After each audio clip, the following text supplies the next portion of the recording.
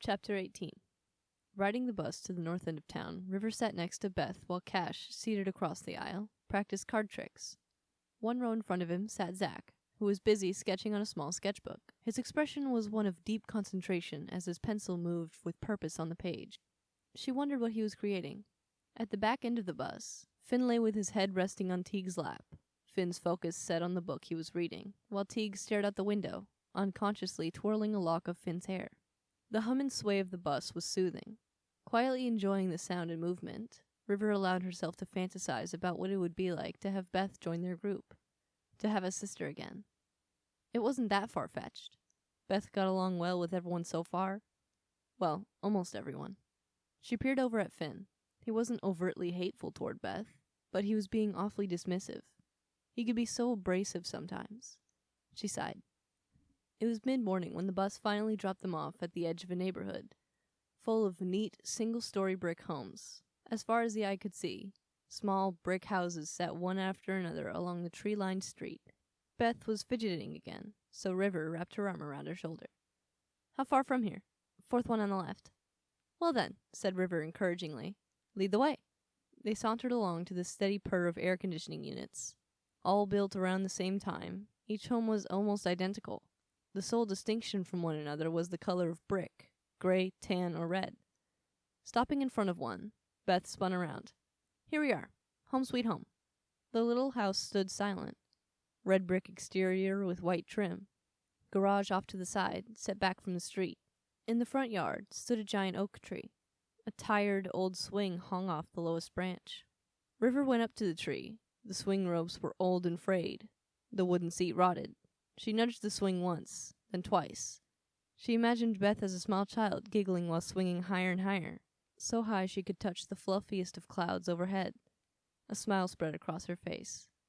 Back on the doorstep, Beth opened the door and gestured for everyone to come in.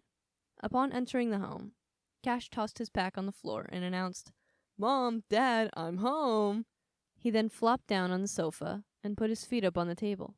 River placed her backpack down and took in the cozy surroundings. This is nice, Beth. The kitchen is this way, said Beth, as she closed the door and strode across the room. River followed. In the kitchen, Beth showed her where everything was. She was nervous, which made her rattle on. River found this adorable. Beth was going on about drinking glass type and style when Cash walked in and interrupted her mid-sentence. Where's the shower? He asked, leaning against the door jamb. Oh, follow me, replied Beth. It's the second door on the right, she called over her shoulder. In the hallway, she opened a closet door. Towels are in here. Cash pulled out a clean, folded towel. He held it against his face and took a deep breath. Ah, it's so soft, he inhaled one more time. And it doesn't smell like ass. Zach appeared in the hall. Without saying a word, he reached into the closet and pulled out a towel, then strode to the bathroom. Cash grabbed him by the shoulder and shoved him backward into the wall. Zach responded by grabbing Cash and pinning him against the opposite wall. Beth chuckled, as she and River did their best to stay out of the fray. Are you two gonna get in there? Demanded River. Or am I gonna have to kick someone's ass for taking up precious time? She glared at both boys. They let each other go, straightened their clothes, and once again headed to the bathroom. Bumping into one another in the doorway sparked another wrestling round. Beth giggled. Are they always like this? River nodded. Most of the time. She wrapped her arm around Beth's. Let's let them figure this out on their own. Is there another bathroom? With another shower? Beth smiled. Sure, follow me. She escorted River down the hall to the master bedroom. Without pause, River strolled across the room, toward the shower. Awesome, she said, as she kicked off her shoes and removed her t-shirt. Somewhere behind her, she heard the door to the bedroom open, then close. Beth must have left her alone. The tile floor was cool against her feet. River stared at her reflection in the large mirror that spanned the wall above the sinks. She played with her hair, then inspected the things on the counter. A bottle of contact lens solution, toothbrushes, and toothpaste. On the shelving unit behind her, bars of soap, lotion, face cream, and talcum powder, all organized neatly. Picking up a small jar of face cream, she sniffed the contents. The scent reminded her of something, but the memory was too far away. She closed the lid and put the jar back where she found it. She turned on the shower, then wandered into the bedroom as she waited for the water to warm. In the far corner of the room, near a large window, stood a small vanity table. Makeup strewn across the top. River never understood people's obsession with makeup.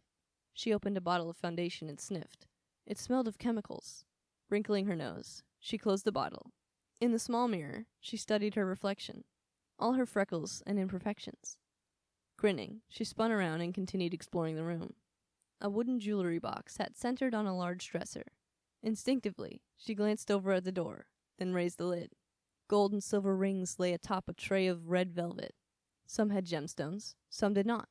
Small dividers held various styles of gold and silver earrings. She lifted the tray. An ornate, slender box caught her eye. Inside was an elegant bracelet, made up of 3 rows of rubies and diamonds in a staggering sequence. River lifted the bracelet and put it on her wrist.